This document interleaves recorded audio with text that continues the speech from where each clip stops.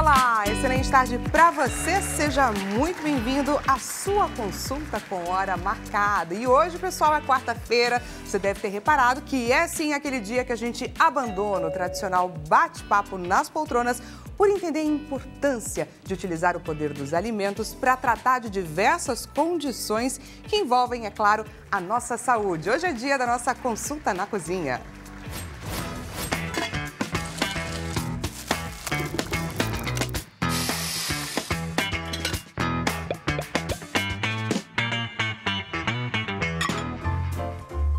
E nossa consulta na cozinha está para lá de especial, afinal de contas, hoje nós iremos trazer receita, iremos olhar para as pessoas que sofrem aí com algum tipo de intolerância, de restrição alimentar, principalmente com relação às pessoas que sofrem com relação ao glúten e à lactose, que tem aí essa restrição, que precisam ter esse cuidado com a alimentação.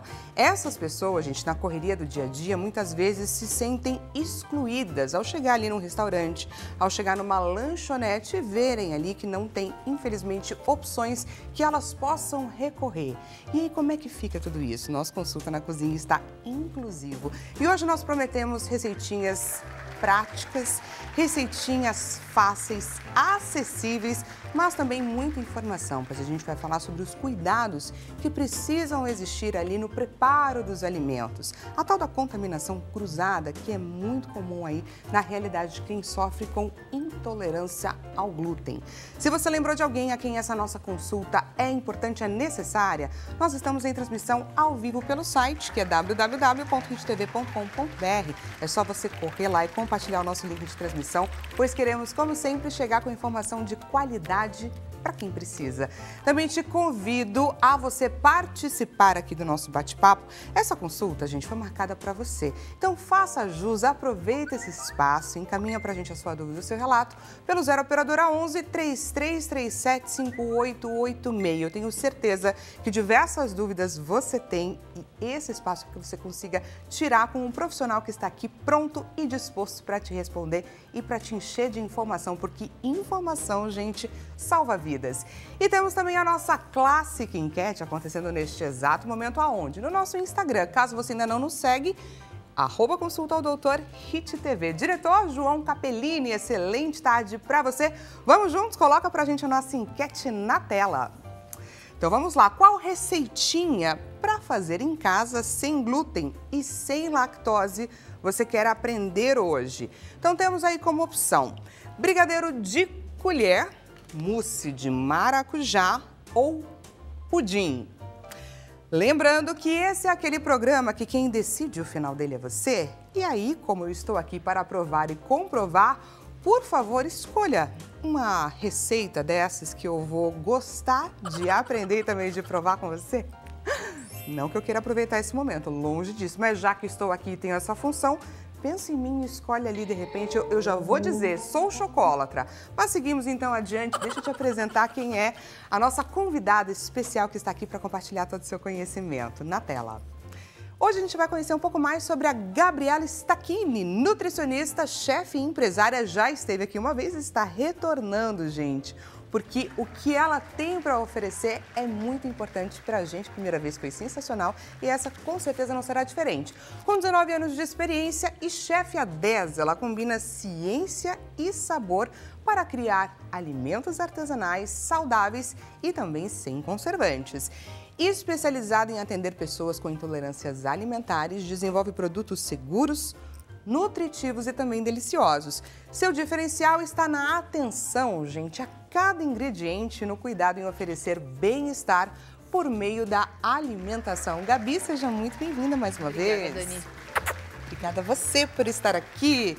Queria que você começasse falando um pouco pra gente, que a gente quer entender um pouco sobre o seu lado empresarial desta vez. Afinal de contas, também muitas pessoas podem se sentir inspiradas a dar esse grande passo. Então, quando você criou a sua padaria artesanal, isso já tem um certo tempo. E se hoje em dia, muitas vezes é difícil a gente encontrar esses produtos que são mais restritos, imagino naquela época, né? Então, você foi visionária, certo?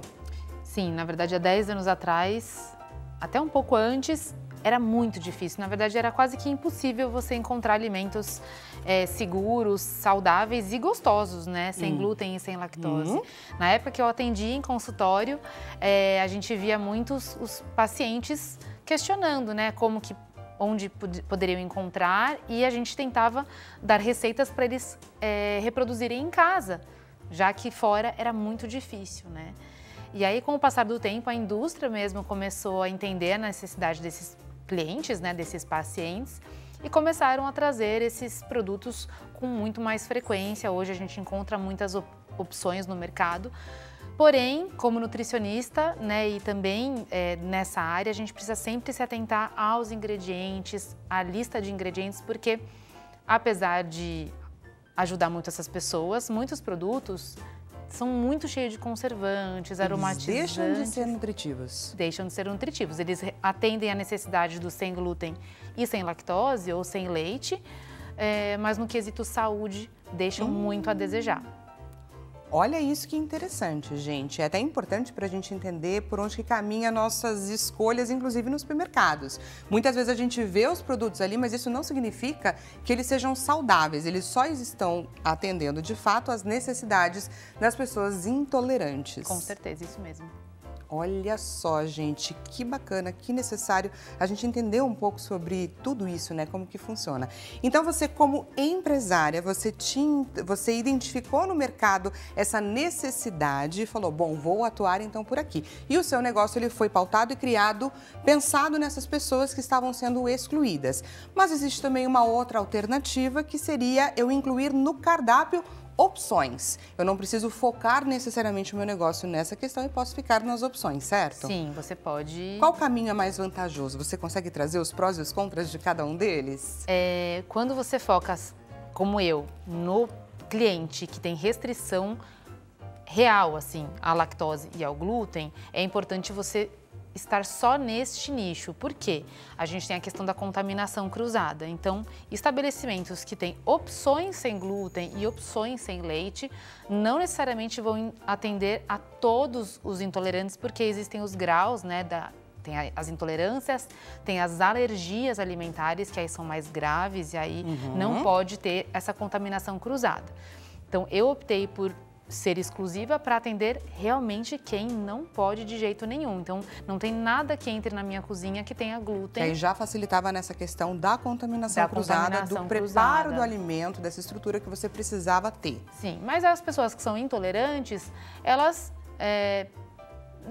não têm essa questão bem severa de não ter nada de resquícios ou partículas que possam contaminar esse alimento e podem, vez ou outra, estar nesse ambiente. Então, aí fica mais fácil para outras pessoas irem acompanhadas ou não com essas pessoas intolerantes e aí fica muito mais... mais pessoas podem vir. Mas eu falo que o sem glúten, o meu caso, né, de ser 100% seguro, é para todo mundo, né? A pessoa que tem intolerância que tem essa restrição, mas quem não tem pode comer também. Hoje a gente tem produtos deliciosos, muito saborosos, nutritivos. Que você nem diria. Nem diria. Que eles são produtos de fato sem glúten, eu tenho sem muitos lactose. clientes que falam, Gabi, eu fiquei impressionada, não parece que é sem glúten. Meu Deus, como que eu nunca comi um pão tão gostoso, sem glúten, e que parece pão normal. Você nem passa pela cabeça. Só para facilitar a vida de quem está nos assistindo, porque acho que essa questão da intolerância, da sensibilidade, da alergia gera muitas dúvidas, não é verdade? Então vamos começar explicando qual que é o perfil desse paciente, qual que é a diferença entre intolerância, né, a doença celíaca, e uma pessoa que tem alergia a trigo, por exemplo, uma sensibilidade. Sim. Então, a doença celíaca é uma doença autoimune, é uma doença imunológica, onde o paciente não consegue digerir o glúten, a proteína do glúten, né? Que o glúten é uma proteína, então ele tem essa dificuldade e se você consome glúten, você começa a inflamar as vilosidades do intestino, causando deficiências nutricionais, causando lesões e isso a longo prazo pode se tornar uma doença grave, né? Pode inclusive um câncer, câncer de intestino. Então é muito grave mesmo, as pessoas têm que se atentar a isso e não achar que é uma frescura. Porque muitas pessoas chegam a confundir ou a minimizar. Não, mas olha, o fulano tem um negocinho lá de glúten, mas é frescura. E não é bem assim, não é? Bem Quais assim. são os sintomas? Só para a gente identificar, porque, por exemplo, uma afta pode ser um sintoma, não pode? Pode ter lesões cutâneas, né, epiteliais na pele, mas pode ter problemas gastrointestinais também, diarreia. Mas tem pacientes que não têm sintomas, são assintomáticos. Então, o diagnóstico da doença celíaca hoje está muito mais facilitado, quem faz é o médico, mas alguns diagnósticos demoram muito para serem concluídos, né? Então, às vezes é um processo um pouco longo, quando é criança, né? Tem crianças que já começam a investigar na fase infantil, mas tem gente que só descobre depois de adulto, que testou várias coisas, né? Não fez os exames talvez corretamente ou não pediram os exames bem específicos imunológicos e acabam dificultando um pouquinho esse diagnóstico. Mas é importante sempre procurar um gastroenterologista, né? Um médico que vai direcionar o exame aí adequado para você. E a alergia ou uma sensibilidade? Essa seria a alergia mesmo. A alergia realmente é a questão imunológica, que é a doença celíaca. A intolerância ou a sensibilidade já é uma pessoa que ela tolera, mas ela não pode consumir em grandes quantidades. Aí tem o sensível ao glúten, que pode comer coisas, pode, entre aspas, né? Come coisas com glúten, mas esporadicamente e não tem nenhuma questão, né, de sintomas imediatos. Mas se continuar comendo, vai vir a ter esses sintomas, que podem ser, como a gente falou, gastrointestinal, epitelial, dores de cabeça, enfim, alguns sintomas. E tem a pessoa que ela não pode comer o glúten propriamente dito, então ela não pode comer nada com glúten, mas ela tolera bem coisas com a tal da contaminação cruzada. Ela não tem essa restrição do tipo, não posso, preciso ser seguro 100%. Então, ela pode comer algo sem glúten, mas que porventura é feito num forno ou num recipiente, num liquidificador, que foi utilizado algum ingrediente com farinha de trigo, por exemplo. Perfeito. E agora vamos falar um pouco sobre a intolerância à lactose. A intolerância à lactose também a intolerância quando a pessoa não tem a enzima que digere a lactose, que é o açúcar do leite. Aí a gente também é bom saber a diferença entre a lactose e a proteína do leite de vaca, que é a caseína. Então são duas coisas diferentes. A intolerância à lactose é a intolerância ao açúcar. A pessoa não produz a lactase e hoje na intolerância à lactose você consegue as enzimas compradas em farmácias para você tomar alguns minutos antes de ingerir uma pizza, um queijo, algum produto com... Para isso existe esse recurso. Esse recurso.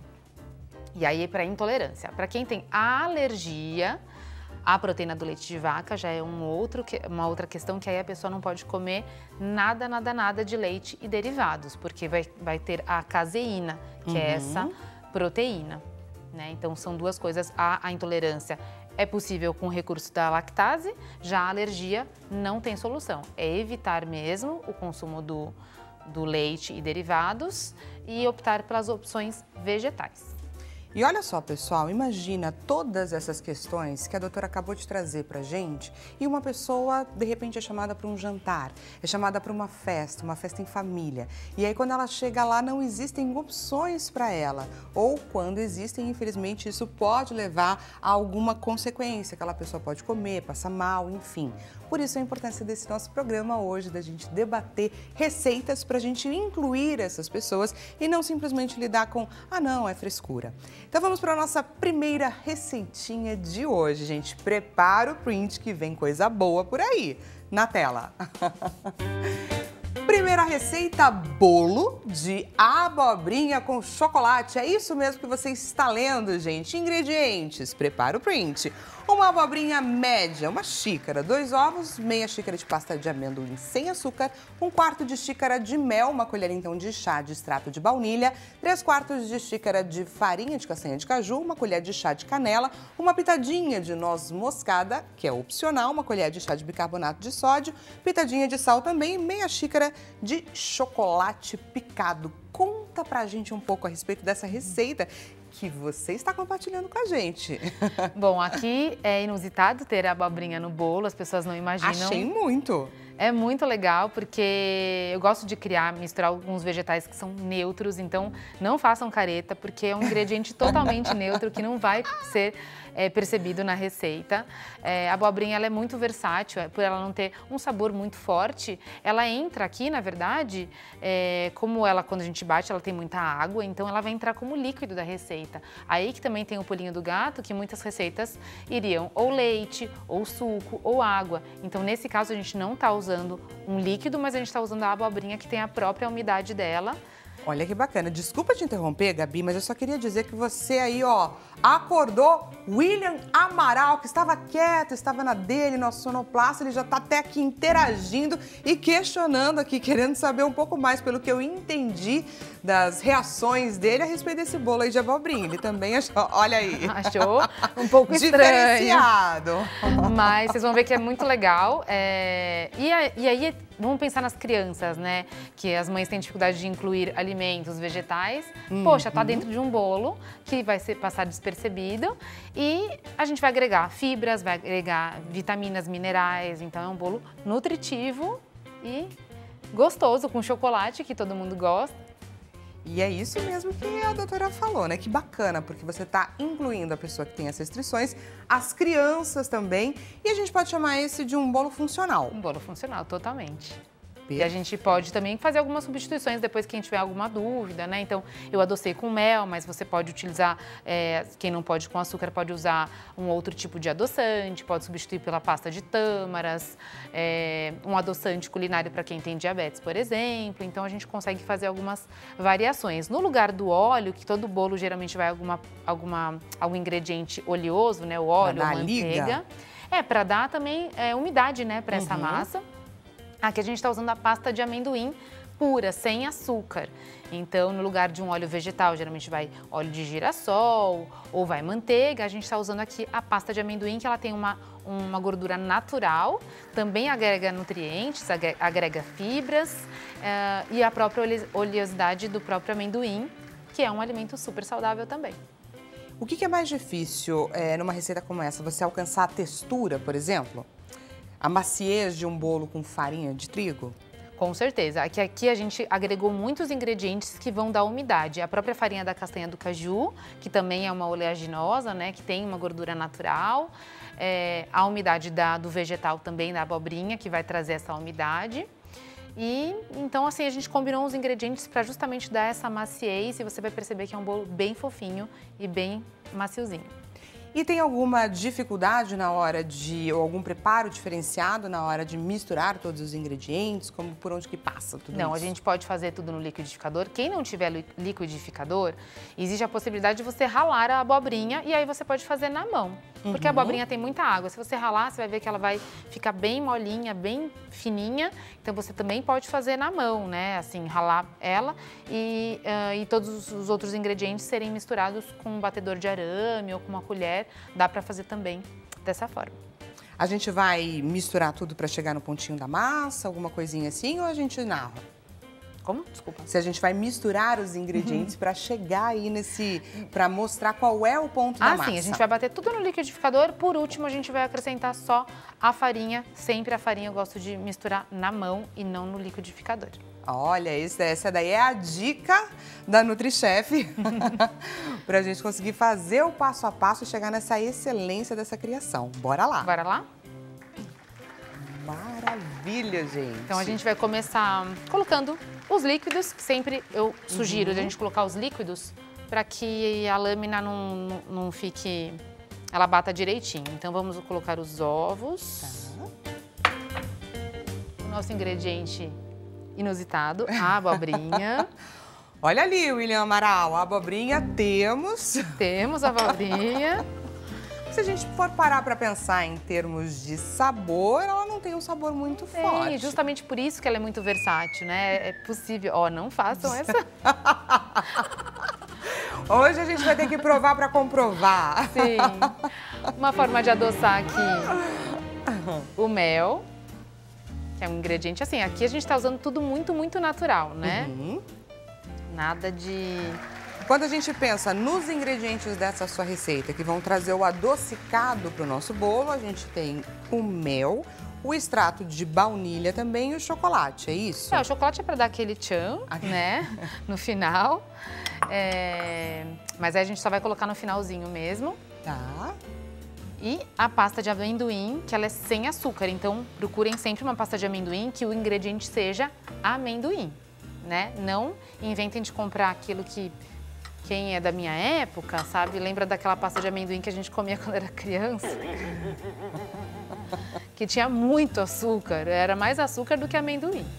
Essa é sem açúcar, sem gente. açúcar. Não vamos roubar no jogo. Porque primeiro que é mais saudável, né? E depois o adoçante. E aí você estava comentando, por exemplo, uma pessoa com restrição diabética, o que a gente consegue trocar nessa receita, adaptar para incluir? Colocar um adoçante culinário da sua preferência. De preferência, um adoçante mais natural. Hoje a gente tem xilitol, eritritol, a própria estévia, ingredientes à base de estévia, né? Os adoçantes à base de estévia, que são mais naturais. Sempre na proporção 1 para 1, né? Com a receita, para a gente ter o mesmo dulçor, né? O mesmo poder de adoçar. Perfeito. Aqui eu já vou colocar a baunilha também. Aqui eu estou usando uma baunilha pura em pó, mas você pode usar o extrato de baunilha, que é aquele líquido. Lembrar que extrato é diferente de essência, tá? A maioria das pessoas usa a essência de baunilha. Lembrar que extrato é extraído de. Então, quando a gente fala de extrato, é algo que vem propriamente da baunilha de verdade. O aroma de baunilha é só uma aguinha com uma coisinha artificial, né? Então, se você puder optar por uma baunilha pura ou um extrato de baunilha, é sempre a melhor opção. Olha, bacana essa dica também, gente. Anotem. Anotem, não percam essa oportunidade. Então, os líquidos estão aqui, a gente vai fazer essa primeira batidinha para homogeneizar tudo. Tá. Posso ligar? Pode.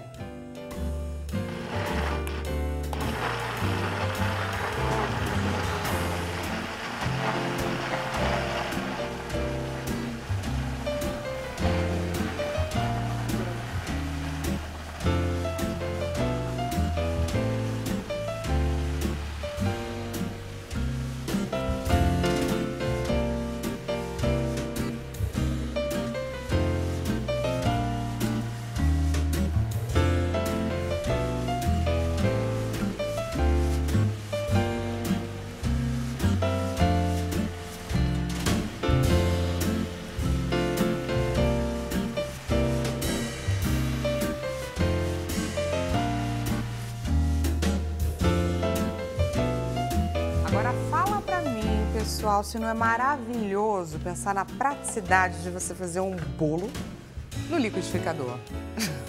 Eu acho que é o utensílio mais útil, né? É tão bom, né? Sensacional, gente. Sem muito esforço, não fica ali horas batendo. Bom, aqui é isso, na verdade... E olha a cor, gente, que diferente. Ficou verdinho, né? Mas não façam careta com ela falar. Depois no forno ela muda de cor. É um bolinho de pistache, bolinho de pistache. Então aqui a gente vai agora misturar. Eu vou misturar aqui mesmo no liquidificador, que eu tô sem o bowl, então eu já vou colocar Aqui, esse pozinho, eu já misturei todos os sequinhos, né? O sal, a pitadinha de sal, a canela, a noz moscada. Tá. O fermento, tá tudo aqui. Os secos. Os sequinhos. E a farinha de castanha de caju, que também ela pode ser substituída pela farinha de amêndoas. A farinha de caju, na verdade, ela é mais em conta, ela é brasileira, né? Não é uma farinha importada, então também ela é mais acessível. Quem quiser pode também triturar a própria castanha de caju no mixer e fazer a sua própria farinha. Super prático, gente. Então aqui eu vou misturar. Aqui, quem tiver um bowl, transfere o líquido para um bowl, uma tigelinha, e aí mistura na tigelinha que fica mais fácil. Mas é que aqui a gente acabei improvisando aqui, direto. E vou pegar uma assadeira. Quer que eu te ajude? Essa é a redondinha, isso. Tá. A gente pode só dar uma untadinha. Quem puder, unta com olhinho, com alguma gordurinha, uma manteiga. E pode polvilhar um pouquinho de farinha também, só para facilitar na hora de tirar. Mas é bem simples, essa eu já usei de fundo removível, que é mais fácil depois para tirar. Muito mais prática também. Sim. Então misturou tudinho.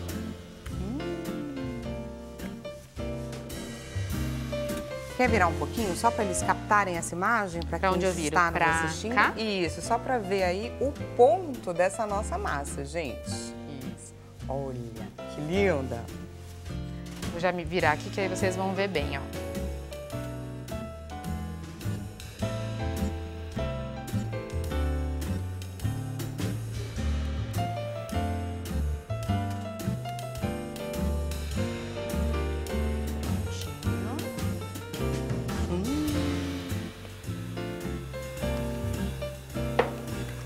E aqui, para finalizar, as gotinhas de chocolate. Aí, aqui, cada um vai escolher o chocolate da sua preferência. Esse é um chocolate também sem leite. A gente já existe, né, os chocolates mais amargos, digamos assim, que geralmente eles não têm leite na composição, tá?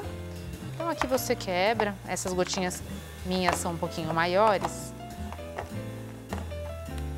Então, já dá uma quebradinha só para não ficar tão grosseiro.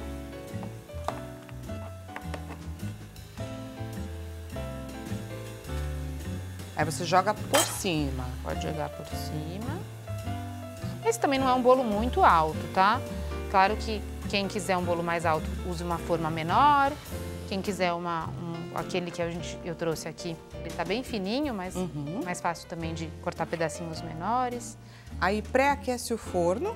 Uns 180 graus. Tá. E vai assar por uns 25, 30 minutinhos, ou até o palitinho sair sequinho, sem a massa. E é um bolo super gostoso para tomar com café. Aquele bolinho da tarde. Bolinho da tarde. Aquele bolinho também do café da manhã. Sabe o que eu queria te perguntar, Gabi? Você sabe que dia é hoje? Sei. Você sabe que dia é hoje, gente? Dia 10 de setembro é o dia do... Brigadeiro. É o dia do brigadeiro. E, gente, existem vários relatos do porquê desse dia, né, do dia 10 de setembro, enfim, que conta um pouco a história do brigadeiro. E a história do brigadeiro é sensacional. Quando eu tava ali pesquisando, eu falei, gente, eu não acredito.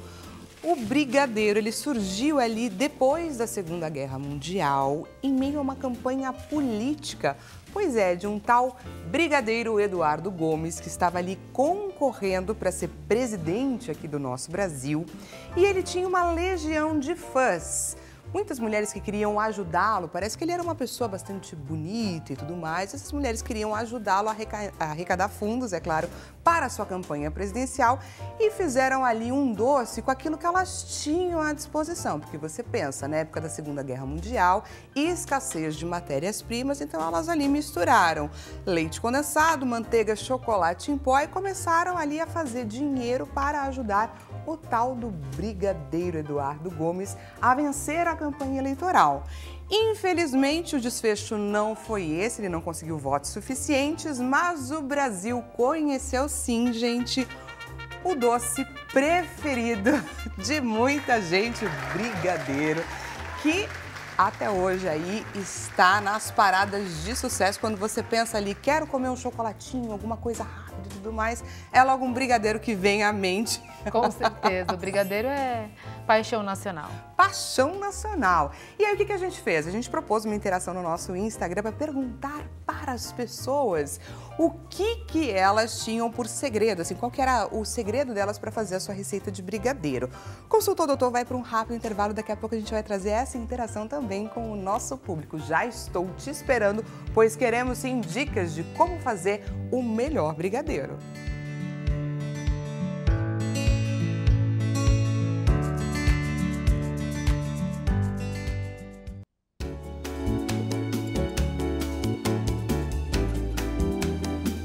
Seja bem-vindo mais uma vez. Consulta ao doutor, ou melhor, nossa consulta na cozinha está no ar, está de volta. Caso você tenha acabado de chegar, hoje o nosso Consulta na Cozinha está inclusivo. Nós estamos aprendendo juntos receitinhas práticas, fáceis e acessíveis para quem sofre aí com as intolerâncias alimentares, pessoas que têm restrições com glúten, com lactose.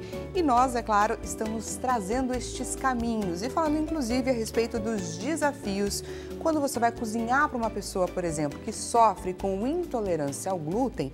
Para evitar, é claro, a tal da contaminação cruzada, o programa está cheio de dicas além das receitas. No primeiro bloco, pasmem, a gente aprendeu aí a fazer um bolo de abobrinha com chocolate. Pois é, acredite ou não, daqui a pouquinho eu vou provar esta iguaria, mas se você lembrou de alguém a quem essa nossa consulta é importante, é necessária, estamos em transmissão ao vivo pelo site, que é www.ritv.com.br. Já clica lá e compartilha o nosso link de transmissão, caso você tenha perdido e pensou, perdi essa receita, fica tranquilo, vamos postar mais tarde no nosso Instagram, que é @consultaodoutorRitTV, e também vai estar à sua disposição no YouTube. Combinado? Te convido a participar dessa consulta. Aproveita, só temos mais este bloco, então encaminha pra gente a sua dúvida ou seu relato pelo 0 operadora 11 3337 5886. E temos a nossa clássica enquete acontecendo neste exato momento no Instagram, que é Consulta ao Doutor Hit TV. Entra lá e participa, porque é naquele esquema. Quem vai decidir o final desse programa hoje é você. Portanto, pense com carinho na alternativa que você vai votar. Diretor João Capellini, coloca então pra gente a nossa enquete na tela. Vamos lá, qual receitinha para fazer em casa você quer aprender? Uma receitinha, claro, sem glúten e sem lactose. Brigadeiro de colher, mousse de maracujá ou pudim? Clica lá na alternativa, qualquer uma delas eu vou gostar, mas já aviso de antemão que eu gosto bastante de chocolate. Eu te lembro, falei antes da gente vir para o intervalo, que hoje é o dia do brigadeiro. Pois é. E aí a gente abre uma caixinha de perguntas com interações do nosso público, que daqui a pouco eu vou trazer para você. Mas deixa eu te apresentar a nossa convidada de hoje, Gabriela Stacchini, nutricionista, chefe e empresária, que está aqui compartilhando com a gente não só as receitas, mas um pouquinho aí da sua caminhada e de todo o seu conhecimento. Muito obrigada por estar aqui, viu, Obrigada, Gabi, mais Dani. uma vez. Obrigada a vocês. E vamos ver então qual é o segredo do nosso público para fazer ali um brigadeiro. Eles compartilharam com a gente e a gente, claro, está curiosa para saber os segredos para um bom brigadeiro nesse 10 de setembro. Na tela. Então vamos lá. Não uso manteiga, eu acho que deixa o brigadeiro muito gorduroso. Maria Aparecida, aqui de São Paulo. Concorda com essa? Brigadeiro sem manteiga, gente, deu um bug na minha cabeça. Geralmente, na minha experiência, quando a gente tira a manteiga, a gente tem que colocar alguma coisa também para dar uma untuosidade nesse brigadeiro. Geralmente, eu coloco um pouquinho de creme de leite. Creme de leite ajuda também a dar uma leveza maior no brigadeiro. Ele fica mais cremoso, menos puxa-puxa, para quem gosta. Então, olha só, a Gabi está junto aí de Maria Aparecida nessa empreitada aí na busca pelo brigadeiro perfeito. Vamos então para mais uma interação, descobrir quais são os segredos do nosso público. Costumo deixar o leite condensado na geladeira, ele acaba ficando bem mais cremoso. Ilza da Silva, também aqui de São Paulo. Olha só, fiquei... Essa eu não conhecia. Gostei dessa alternativa. Será que dá certo colocar um... Não sei, acho que tem que testar, né? Temos que testar para saber. Muito obrigada, viu, Ilza, por compartilhar com a gente aí a sua estratégia para fazer um brigadeiro mais cremoso. Interessantíssimo. E seguimos aqui, pessoal. Vamos então para a nossa segunda receita de hoje, para a gente não perder tempo, porque agora a gente vai aprender, para quem estava aí querendo uma receita mais salgada, teremos uma focaccia. Isso mesmo. É isso? Então, prepara para o print. Na tela, vamos aprender então quais são os ingredientes que a gente precisa ter para fazer essa focaccia. 580 gramas de mix de farinha sem glúten, 100 gramas de batata doce cozida e amassadas, 12 gramas de goma xantana, 10 de sal, um dentinho de alho amassado, 4 ovos, 5 gramas de fermento, 20 de açúcar, 50 de azeite ou óleo e 300 gramas de água. E agora, vamos lá então? Vamos lá. Bom, gente, essa é uma receita italiana, é um pão, na verdade a focaccia nada mais é que um pão, bem simples, que você pode acrescentar o sabor que você quiser. Você pode até fazer sanduíche, dependendo da altura dela você consegue cortar, você pode fazer em quadradinhos, enfim, ela é muito versátil.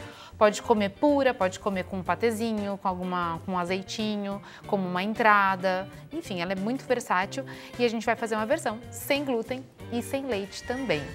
Olha só! Bora pra Itália, gente!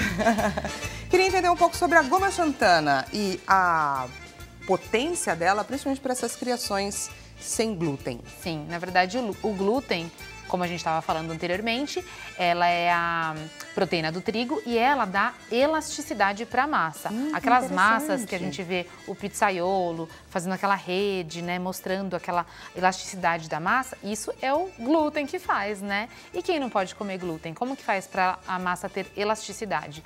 A goma xantana, ela auxilia nesse processo. Ela é uma goma, como o próprio nome diz, que vai dar essa liga na massa para que a gente consiga ter elasticidade e que a massa cresça bonita, cresça e fique fofinha também. E quando a gente pensa, então, que a gente vai fazer um pão, uma focaccia e tudo mais, o pensamento é, gente, isso dá trabalho. Algumas sim. Eu vou até dar a minha opinião sobre a questão do sem glúten, que as preparações sem glúten, elas não necessitam de sova. Né? Quando a gente pensa em pão, você fala, nossa, tem que ficar amassando e sova, e haja braço, né? Tem que fazer muita força. O sem glúten, você não tem esse problema, né? Porque, como não tem glúten, você não precisa desenvolver essa elasticidade. A própria goma, ela já vai auxiliar e a gente consegue só misturar os ingredientes, homogeneizá-los bem, mas você não precisa dessa sova e fazer todo esse processo mais trabalhoso. Entendi. E existe alguma lógica, algum raciocínio com relação ao mix de farinhas e a absorção de água? Sim, tem farinhas que vão absorver mais água, tem farinhas que absorvem menos água, se você vai ter mais fibra, se você farinhas mais brancas, farinhas mais fibrosas, mais oleosas, tudo isso vai depender, a absorção pode ser diferente dos líquidos. Então, na massa sem glúten, na verdade, a massa com trigo também, ela exige essa atenção. A água é aos poucos até dar o ponto que a gente necessita. Não existe assim, eu coloquei 300 gramas de água lá na receita e você vai colocar 300 gramas exatos e acabou. Nunca a gente coloca toda a água da receita em pães, em massas, e a gente vai sentindo na mão. Porque de repente o dia está mais úmido, a farinha vai estar mais úmida, então você vai precisar de menos água. A temperatura do dia interfere. A temperatura do dia interfere. Então, às vezes você vai precisar de menos, às vezes você vai precisar de mais água. Então, nunca, jamais coloque todo o volume de água na receita. Você pode acabar com a sua receita. Mão na massa? Mão na massa. Literalmente, porque hoje não farei com nenhum utensílio. Essa receita que eu passei pra vocês é uma receita bem grande, gente. Ela dá uma focaccia grande e eu... Pra quantas pessoas, assim, mais ou menos? É uma assadeira de 30 centímetros, mais ou menos, é uma assadeira bem grande. Sem economia por aqui, gente. Sem economia, dá pra família toda. Mas aqui, eu vou fazer metade da receita, porque pra gente, enfim, otimizar o nosso tempo também. Tá. Então o bolzinho vai ser um pouco menor. Se você precisar de ajuda, estou por aqui. Auxiliar da chefe. Então, até vou usar aqui uma balancinha. Olha, William Amaral. Então aqui, gente, nesse bowl de farinhas já estão todos os secos. Lembra que assim, seco com seco, líquido com líquido. Então, todas as farinhas, goma xantana, o açúcar, o sal, o fermento e tudo que a gente precisa está aqui. Tá. Já misturadinho, bem homogêneo aqui na nossa tigela.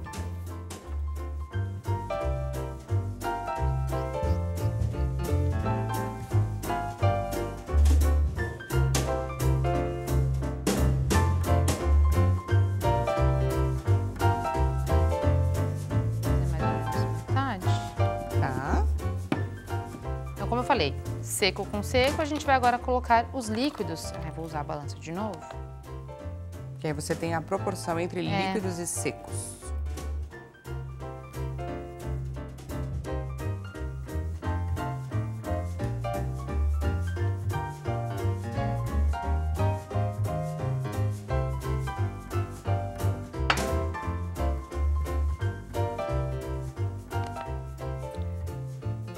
Essa batata doce você só cozinhou, amassou e temos. Isso. A batata doce ela também vai ajudar na maciez e na umidade da massa.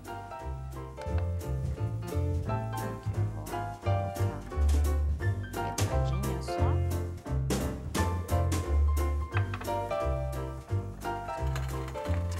E aqui a gente vai pôr a mão na massa, literalmente.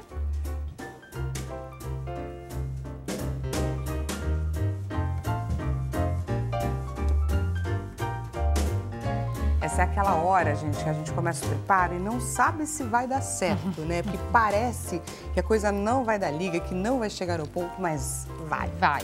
Então, confia que vai. Uma coisa importante também das massas sem glúten, tá, gente? A massa sem glúten, ela é sempre mais mole do que a massa de farinha de trigo. Então, bacana saber disso, porque eu tinha a impressão do contrário, que ela era mais seca. Então, porque se a gente não colocar muita umidade, de fato a massa vai ficar um tijolinho, vai ficar muito seca a massa. Então a gente precisa de umidade. Então ela não vai ser mole igual uma massa de bolo, mas ela também não pode ser aquela massa que você segura e forma uma massa dura mesmo, para fazer uma bolinha, por exemplo. Não pode. Então aqui ela está dura para uma massa sem glúten, tá? Talvez uma de trigo já estaria boa. Então aqui eu vou mexendo aqui com a mão, mas você percebe pela textura que ela tá bem firminha. Então lembrar, massa sem glúten, ela precisa de ser mais úmida. Então eu vou começar agora a colocar o líquido aos pouquinhos mesmo, como a gente falou. Porque é um fato, né? Pensando em um preparo com uma massa com trigo, esse já estaria no ponto, né?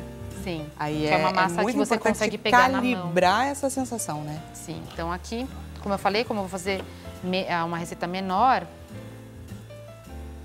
então aqui, tomar cuidado para não espirrar tudo, mas na sua casa você usa um utensílio maior. O que mais que eu posso dar de dica? Uma batedeira também seria interessante.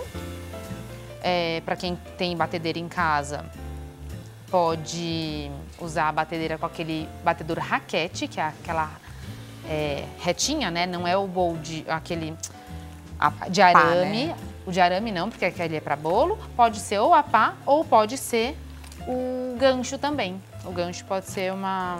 Dá alguma diferença em termos de textura, enfim, você fazer com a batedeira e fazer com a mão? Sim, a batedeira sempre por ter uma potência, ela consegue homogeneizar mais rápido, ela chega no ponto um pouquinho mais rápido também. Às vezes a mão, assim, não tem que fazer tanta força, mas você tem que ir sentindo a textura, né, no tato mesmo. Tá. Então e, por exemplo, a gente estava falando sobre a goma xantana, né, que é um excelente recurso para fazer esses preparos sem glúten. Existe algum substituto dela? Existem outras gomas, a goma guar também é um outro tipo de goma, que também é natural, mas eu acho que ela não tem o mesmo resultado. Ela não absorve a água da mesma forma, ela não deixa úmida da mesma forma. O mais utilizado mesmo é a goma xantana. Algumas indústrias, né, alimentícias usam outros recursos. Como eu falei, a indústria sempre acaba utilizando coisas um pouquinho mais... Uma química, né, que traz essa questão do não saudável aí para os produtos alimentares, né, industrializados, para aumentar o tempo de prateleira, né, os conservantes e tal. Isso também ajuda, mas na saúde não ajuda muito não. Então, eu sempre sou a favor de ter o mais natural possível. E a ideia aqui, gente, é a gente também cuidar da saúde, né? A gente aproveitar a propriedade de fato dos alimentos.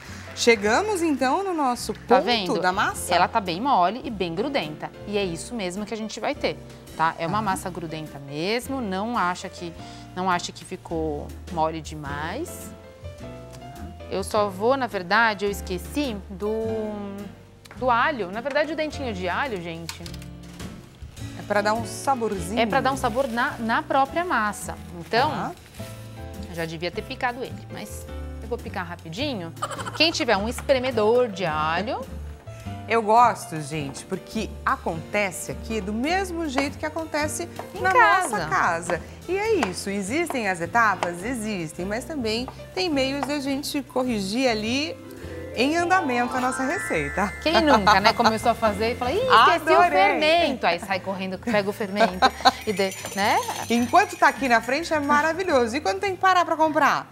Nossa, aí é pior. Grita pro marido, grita pro filho e fala, vai lá no mercadinho e compra pra mim. Mas vai agora, que eu já tô no meio da receita. Né? Então, se você espremer o alho, melhor, porque aí ele vai ficar mais fácil, né, vai ficar mais moidinho mesmo. Essa assadeira também é uma assadeira bem grandinha. Tá. Mas tudo bem, a gente vai só pra vocês. Mas essa receita, ela já toma um pouquinho mais de altura, né? ela já cresce um pouquinho. Sim, essa quantidade de massa é metade, então aqui não vai ficar tão alta, mesmo porque a gente lembre que é um pão, e o pão a gente precisa de fermentação. Aqui a gente usou o fermento biológico, que é o fermento que a gente utiliza para fazer pão. Então, o fermento biológico, diferente do fermento químico, não é um fermento que vai agir imediatamente. Você vai colocar e a massa vai ter que... o fermento biológico é um fermento vivo. Ele está sequinho, está inativo, está dormindo, mas ele é um fermento que, com o passar dos minutos, das horas, ele vai sendo consumido, né? Ele começa a consumir os açúcares, na verdade, presentes naturalmente nas farinhas. E ele vai crescendo, crescendo, crescendo. E quando ele dobrar de tamanho, aí sim você vai colocar no forno. Boa! Forno também, 180 graus. Pode ser um 180, 200, até o pão pode ser um pouquinho mais, um forno médio alto, digamos assim. Um 180, 200, ele tolera bem. Então aqui a gente coloca o alhinho só para dar esse sabor. E a gente vai dispor a massa na assadeira.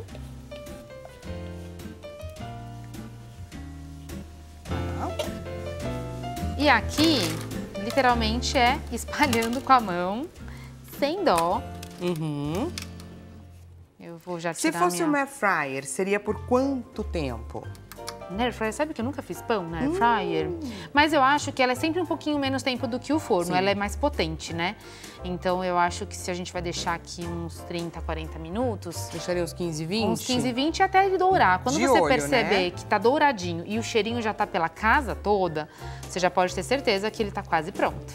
Boa. Temos perguntinha da nossa audiência, pergunta na tela. Vamos para a interação aqui com o nosso público. Elisa Andrade de Guarulhos. Boa tarde, gostaria de saber se a intolerância ao glúten pode trazer reações imediatas. Por exemplo, ao comer um pãozinho com glúten, a reação pode ser instantânea? Para algumas pessoas muito sensíveis, sim. Elas podem imediatamente sentirem uma dor ou alguma reação. Geralmente essa reação imediata é mais gastrointestinal, né? Uma azia, um mal-estar meio que imediato. Mas depende de pessoa para pessoa e do grau de intolerância que ela tem. Por isso que é sempre importante, então, você buscar o médico, caso você esteja ali com a suspeita, para você fazer todos os exames e ter, de fato, seu diagnóstico ou não, para você também conseguir fazer as suas melhores escolhas. Vamos conferir juntos, pessoal, o resultado da nossa enquete, que eu já estou curiosíssima, porque o final do programa é aquele momento que eu vou provar tudo na tela. Vamos lá, olha a alternativa mais votada e eu estava torcendo aqui por dentro para ser o brigadeiro de colher, em homenagem, é claro, ao nosso dia 10 de setembro. Perfeito. Porque aí, além de tudo, gente, iremos trazer uma opção de brigadeiro inclusivo, não é verdade? Com certeza, a gente tem um brigadeiro delicioso que inclusive pode ser utilizado para recheios e coberturas.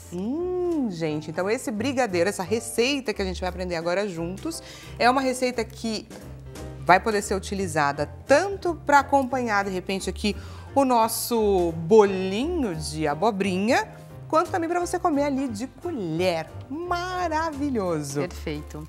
Aqui, então, finalizamos, só pra gente mostrar, como é que fica a nossa focaccia. Aqui ficou muito fininha, como eu falei, façam a receita toda, porque a assadeira é grande.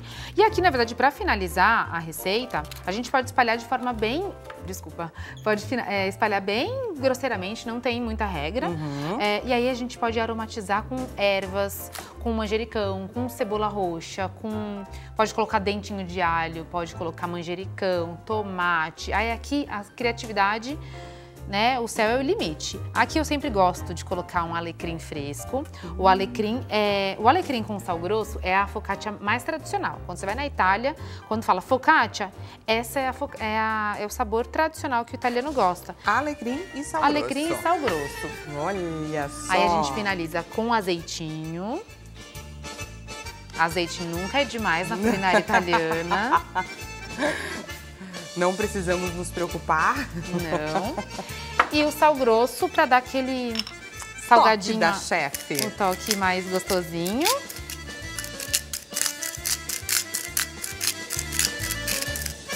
E temos então a nossa focaccia. Espera dobrar de tamanho, você vai ver que ela vai estar toda furadinha já, tipo, bem fermentada. Aí você põe no forno e espera ficar douradinha. E ela vai virar, gente, esta maravilha aqui.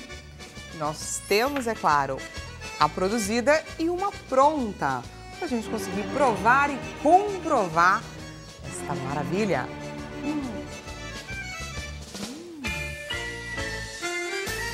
Gente, que delícia! Tá saborosa, Dani?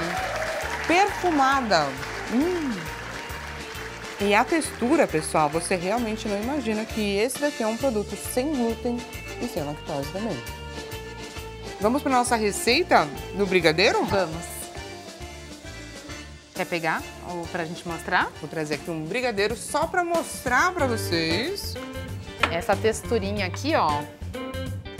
Eu fiz um brigadeiro, gente, de colher, ou seja, uma textura um pouquinho mais mole, mas ela dá pra fazer também no ponto de brigadeiro de enrolar, tá? Então vamos lá, a gente vai usar creme de leite sem lactose, ou você pode usar a versão vegetal, que é a que eu usei, um creme de castanha, creme culinário de castanha, de caju. Vai utilizar o açúcar da sua preferência, pode ser açúcar ou adoçante, eu usei aqui o açúcar demerara. O chocolate e o chocolate em pó. Vai misturar tudo no fogo até dar o ponto. Ferveu, 5 minutinhos, tá pronto nessa textura. A receita com mais detalhes a gente vai deixar, é claro, à sua disposição no nosso Instagram. Aproveita, é claro, para deixar os contatos, gente. Da Gabriela Stachini, deixa à sua disposição o Instagram, Padoqui Padaria e o WhatsApp 0 operadora 11 97605 6522. E ela também deixa à sua disposição um outro Instagram, que é o pessoal 91178 6785. Espero que você tenha gostado dessas nossas receitas inclusivas. E eu vou aproveitar, é claro, para provar, gente, o nosso bolo de abobrinha.